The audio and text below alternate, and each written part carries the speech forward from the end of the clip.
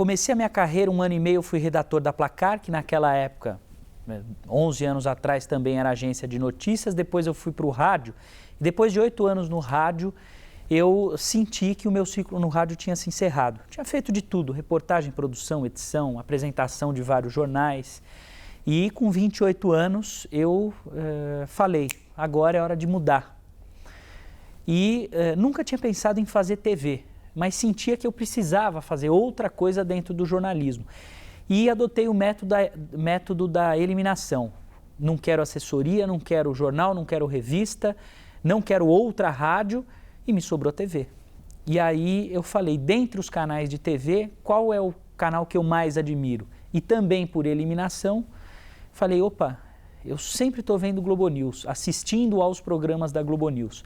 E aí migrei para Globo News, e essa migração, na verdade, não foi da noite para o dia, foi uma aventura de uns 10 meses de negociação. Antes de entrar para a faculdade de jornalismo, eu tinha a certeza absoluta de que a minha carreira seria no rádio.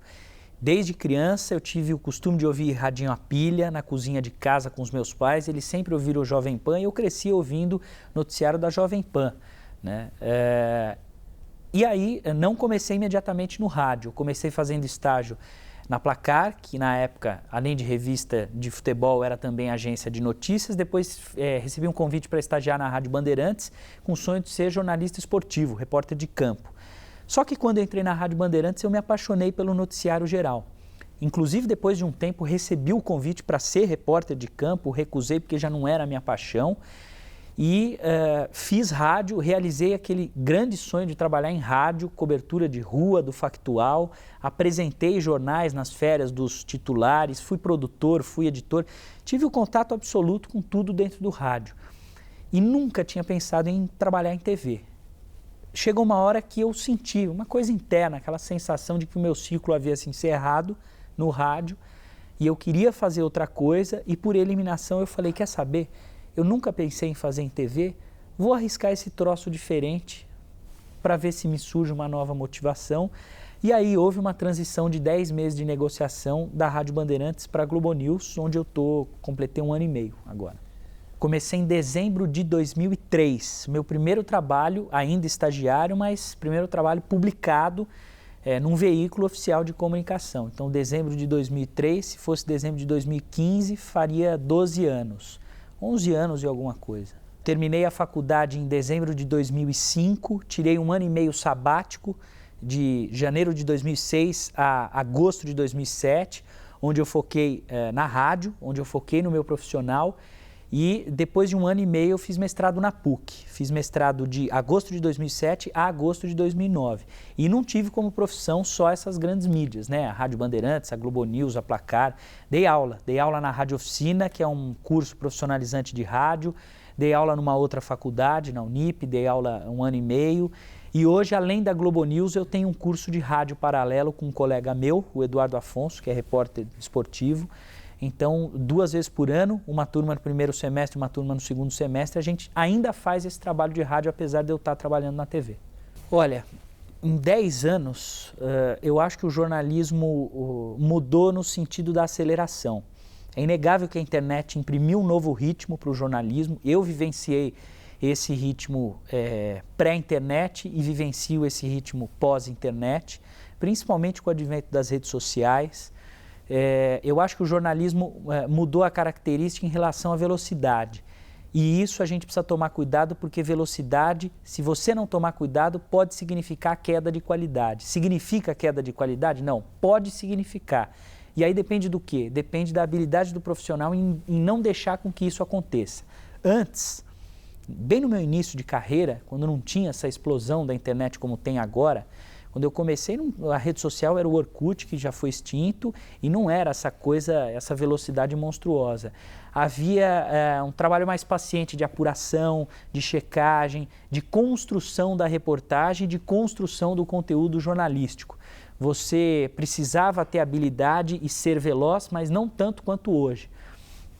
Hoje, a instantaneidade da notícia e da informação acaba te cobrando para que você seja ágil e o mais ágil possível.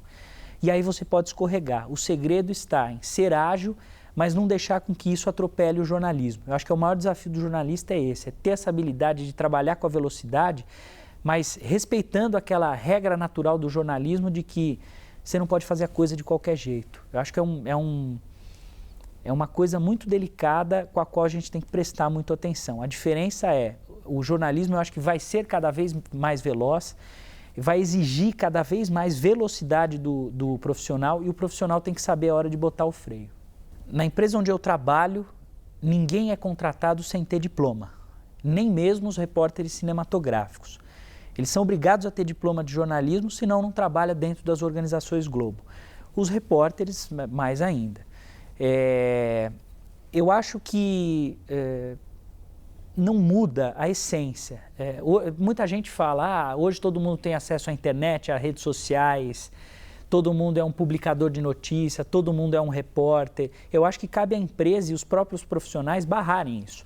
Porque a pessoa, obviamente, pode publicar o que ela quer, mas não é tudo que ela quer publicar que a gente tem que aceitar como informação a ser veiculada.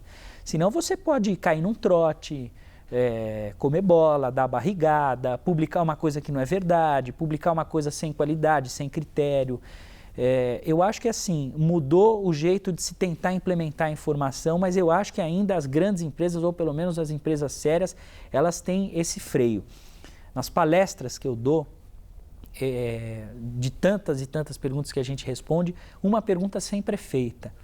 É engraçado que os jovens perguntam assim, Gabriel, você acha que o bom jornalista precisa fazer faculdade? Um cara, para se tornar um bom jornalista, ele tem que fazer faculdade? Eu digo sim. É óbvio que a gente não aprende tudo em faculdade. Eu diria que a faculdade nos oferece 30% do conteúdo que a gente acaba usando como jornalista. E aí você pode questionar, mas e os outros 70%? 30% é muito pouco. Eu acho que são os 30% iniciais que vão te balizar como um bom profissional para que você obtenha os outros 70%. Exemplo, o sujeito não fez faculdade de jornalismo, ele não tem contato com várias coisas que eu considero importantes, né? Sociologia, antropologia, filosofia, conceitos básicos que são importantes para a formação.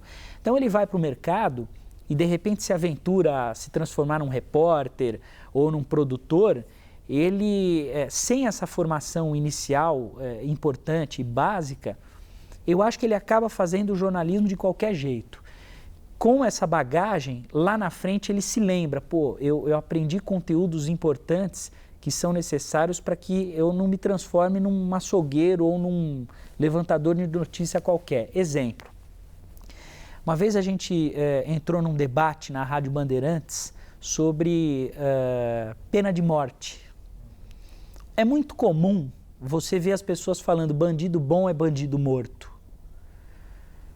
E eu me lembrei de uma aula que eu tive de sociologia em que o professor, eu não me lembro o nome do professor, mas me lembro muito bem, ele passou um livro para a gente que se chama Cabeça de Porco. Acho que é o melhor livro de sociologia que eu já li na minha vida.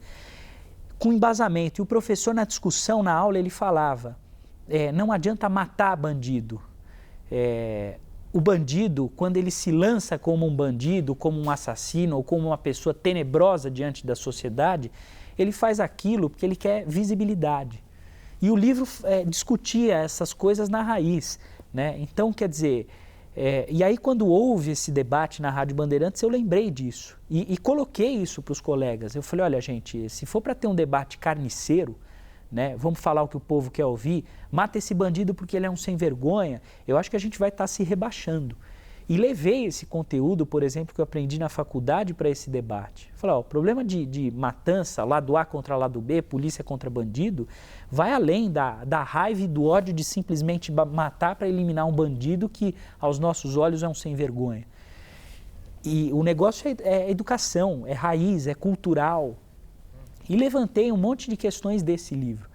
Então esse é um exemplo que eu defendo, que eu uso para defender o diploma de jornalista. As aulas de radiojornalismo que eu tive na faculdade, de certa forma, me ajudaram para um início de um improviso quando eu já estava na Rádio Bandeirantes. As discussões sobre filosofia na faculdade. Então, mesmo que seja um detalhe, uma coisa pequena, se o sujeito faz uma faculdade bem feita, eu acho que aquela base inicial é muito importante para o momento decisivo lá na frente na carreira. Eu acho que a faculdade foi importantíssima em vários momentos, né? Eu acho que nenhuma pessoa se arrepende de fazer uma faculdade quando ela faz com o coração e faz aquilo que ela está amando fazer. Como eu decidi muito cedo que eu queria ser jornalista, desde moleque, 13, 14 anos, eu entrei na faculdade decidido que ela era aquilo que eu queria fazer. A faculdade me marcou em vários momentos. As aulas práticas de rádio, eu sou suspeito para falar porque desde criança sou apaixonado por rádio, mas quando eu entrei no laboratório, lá no antigo prédio, era uma coisa assim incontrolável, de você torcer para o tempo não passar, para você aproveitar cada vez mais, né, aquele laboratório, aquele estúdio que não era o estúdio oficial e de transmissão, mas para a gente que gostava de rádio era uma coisa mágica. Vários momentos marcantes na faculdade, aula de telejornalismo, de radiojornalismo, as aulas de semiótica da cultura que foram importantíssimas para o meu balizamento como profissional no futuro, aulas de criação de texto, técnica de reportagem. É claro, depois você vai para o mercado, você sai da faculdade achando que aprendeu 50%, 60%, 70%, o mercado te mostra que você aprendeu 20%, 25%. Mas eu repito o que eu acabei de dizer, muitos detalhes que eu aprendi na faculdade foram decisivos, até numa postura diante do chefe, né? O chefe começa a falar de uma cobertura X e você impõe um argumento, um diálogo com detalhes e com conceitos que o cara fica te olhando e, nossa, mas ele tem razão. E coisas que você traz da sua formação de adolescente ainda. Muita leitura, muito contato com o professor, discussão, leitura de artigo, de livro, de resenha, de colunas. Eu acho que os momentos marcantes da faculdade foram vários. E esses momentos que me salvaram como jornalista agora para o futuro. Vários. Você citou esse daí foi um fato que aconteceu em janeiro de 2013 ou 14.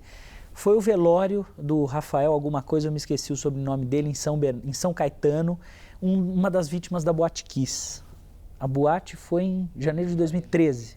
Então, foi 25, 24, não sei, de janeiro de 2013, esse rapaz, o corpo foi velado em São Caetano e eu fui para cobrir o velório. E cobertura de velório é algo extremamente ingrato para o jornalista, porque quando o velório é um velório de famoso, você tem o que fazer porque todo mundo quer aparecer e falar. Quando é velório de uma pessoa, entre aspas, anônima, as pessoas não querem falar, porque não querem aparecer, elas querem o conforto do silêncio do lado dos amigos que estão dando apoio. E o jornalista se torna aquela persona não grata. E eu cheguei para o velório e tinha um corredor polonês de familiares e amigos do Rafael que perceberam que eu era jornalista porque eu cheguei com o gravador da rádio, com um adesivo da rádio. E aí eu passei assim, cabisbaixo, completamente sem graça, rezando para não ser agredido ou insultado, enfim. No final do corredor estava o tio do Rafael, que era o cara que já estava fazendo meio campo com a imprensa desde o dia do acidente. Ele me recebeu, eu pedi desculpas, eu falei que eu não queria estar ali, e ele entendeu o meu motivo e recebeu normalmente os jornalistas e começou a cerimônia. E foi um momento marcante porque houve toda a cerimônia, Pai Nosso, Ave Maria, um minuto de silêncio, e o pai do Rafael, acho que é o irmão do tio, começou a falar e contou duas histórias. Falou, o Rafael antes de morrer, teve um dia que eu tive um AVC, fiquei internado, e o Rafael, para me animar, um dia no quarto, eu fui levantar para ir no banheiro do hospital e ele tinha escrito em caneta marca-texto no espelho do banheiro, pai, te amo, você é a pessoa mais importante para mim. E num outro momento, foi aniversário do Rafael um dia antes da morte, o pai tinha falado com ele, te amo, pai e tal, quando eu voltar a gente se fala. Ele contou essas duas passagens do velório, deixou as pessoas emocionadas. E no final houve um silêncio e tinha uma garotinha de 4 anos, a Laura, que estava no colo da mãe, imagina, não sabia o que estava acontecendo, 4 anos. E aí ela apontou para o caixão e falou, mamãe, não vai acordar? E aquilo foi deixar as pessoas comovidas, porque, enfim, não vai, né? Nunca mais vai acordar. Foi um momento marcante, porque o jornalista, no jornalismo, no dia a dia, a gente está acostumado com as desgraças e a gente meio que fica anestesiado com isso. Queda de avião, enchente, tiroteio, chacina. E nesse momento, eu vivenciei um momento de, digamos que, humanização, porque os jornalistas, eles deixaram de ser jornalistas de forma fria e cruel, né? E né, eu falei, nossa, o que é a vida? O que eu estou fazendo aqui? Foi um dia muito marcante, porque foi um gesto de uma menina de 4 anos que absolutamente paralisou aquela sala de 50, 60 pessoas no velório. Eu contei isso numa passagem lá nas redes sociais, e, enfim, desses momentos marcantes. Mas houve vários outros momentos marcantes. A libertação da menina Eloá, que na verdade morreu lá do caso do Lindenberg em outubro de 2008, o acidente da queda do avião da TAM em julho de 2007, cratera do metrô em janeiro de 2007, coberturas de Fórmula 1, Carnaval. Pela Globo News, a cobertura que mais me marcou foi o velório do Eduardo Campos, né? A Globo News fez uma transmissão de 12 horas ininterruptas e a gente foi para lá e, quer dizer, foi muito marcante. O Eduardo Campos morreu em Santos e ele morreu acho que numa terça ou quarta-feira e eu estava de plantão no próximo final de semana, sábado e domingo. No sábado a gente fez a cobertura do cortejo saindo do IML e foram 12 horas de trabalho também, que exigiu bastante. E aí eu voltei para a redação, dei um tchau para as pessoas e a chefe inclusive falou, amanhã domingo você vai para a USP fazer um caso tal, bom descanso. Seria um plantão normal no domingo. Quando eu embiquei o carro na garagem, tocou meu celular, era a chefe. Eu até falei, putz, deve ter errado em alguma matéria que eu deixei gravada. Ela falou, você está embarcando para Recife às 3 da manhã, a direção da Globo News decidiu que você vai fazer o velório do cara. Eu tomei um banho, descansei 15 minutos, respirei dentro de casa, voltei para a emissora, peguei o cinegrafista, táxi, cumbica, o avião partiu 3h05 da manhã, a gente pousou 5h54 no aeroporto de Guararapes. Pegamos um táxi e fomos para o Palácio Campo das Princesas, acho. Isso. Recife. E aí o nosso objetivo era fazer uma cobertura em tempo integral de absolutamente tudo o que estava acontecendo. Eu não conheço o Recife, não conhecia. Cheguei lá, eu vi 250 jornalistas num praticável, né? Aquela estrutura suspensa, todo mundo com câmera posicionada. Eu olhei, a gente subiu, fez uma entrada ao vivo de lá e eu virei para o Aloysio, o cinegrafista, falei, Aloysio, se a gente ficar aqui, nós seremos mais um entre tantos. Deve ter, sei lá, 80 jornalistas, 90 jornalistas, quase 100 jornalistas, fora fotógrafos, técnicos, produtores. Falei, cara, você topa, vamos fazer uma transmissão mergulhando? E o Aloysio corre, tem um preparo físico absurdo. Ele falou, vamos. E a gente com um transmissor, uma mochila, um mochilink, né? Uma mochila com conexão pela internet. Ele botou aquilo nas costas, a câmera no ombro, microfone na frente da câmera e a gente começou uma transmissão no improviso que depois virou meio que uma referência, assim, deu super certo. A gente começou a caminhar no meio do povo, pegar a fila das pessoas que iam visitar o caixão, botamos a mão no caixão, fomos para a parte do canto lírico, entrevistamos a mãe de um dos mortos, um dos assessores do Eduardo Campos. No meio das pessoas, acompanhamos o cortejo, o caminhão do Corpo de Bombeiros com caixão e andando no meio do povo e buscando uma transmissão alternativa com ângulos diferentes e tentando mostrar para o telespectador que a gente estava no meio da emoção do povo. Ou seja, aquilo que estava acontecendo era o que a gente estava mostrando, porque a gente estava participando daquela emoção. E foi aí que eu acho que a Globo News ganhou na transmissão. A gente ficou das 7h30 da manhã às 7 da noite.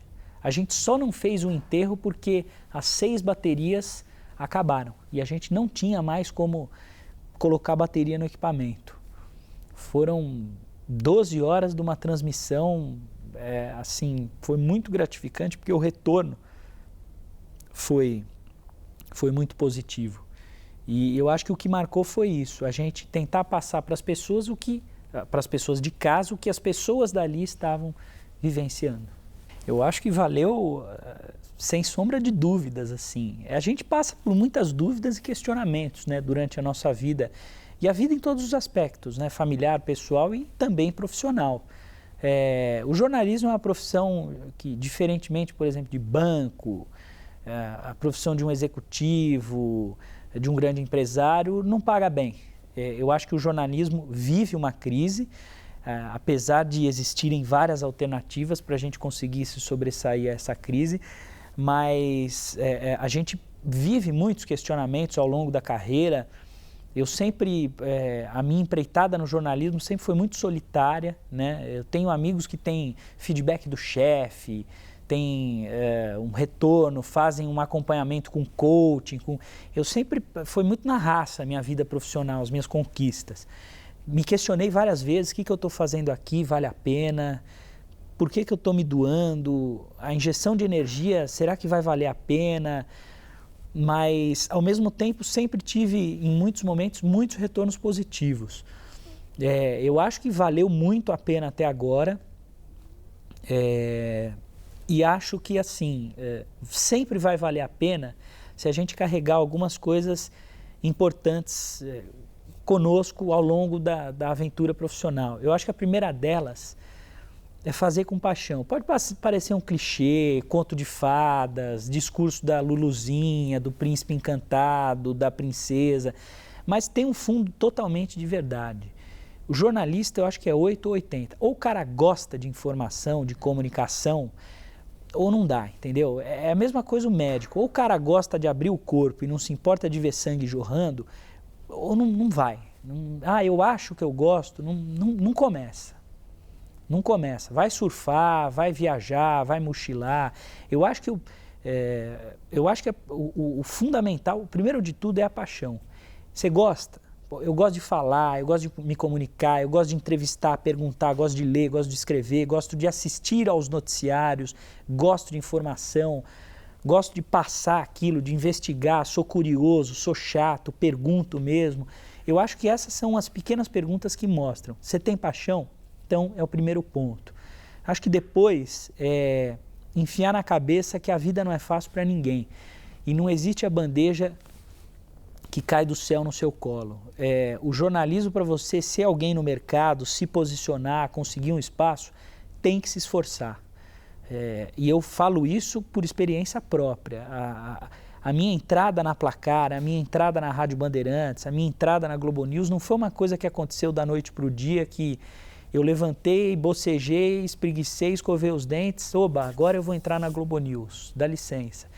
Foi com muita luta, muita batalha, muito esforço, muita insistência, muita paciência, vontade de jogar tudo para o alto em vários momentos. Mas eu acho que é isso, esse conjunto, esse caldeirão de fatores e de ingredientes vão compor o enredo da sua vida profissional e vão te transformar num profissional, se não completo, pelo menos satisfeito com aquilo que você faz. Eu acho que é paixão, dedicação, insistência, preparação. Acho que falta muito para o jovem de hoje. Eu sei que o pessoal tá me vendo, está assistindo, acompanhando aqui o programa, a gravação. Muitos podem ficar chateados, mas eu acho que falta, falo isso porque eu já fui professor, já tive contato com jovens, acho que falta um interesse, um comprometimento maior com a profissão, e o comprometimento é o estudo, é a leitura, é a persistência, é vivenciar aquilo. Acho que muita gente, uma hora eu vou resolver, vai rolar. Não é assim. Eu acho que é tudo isso.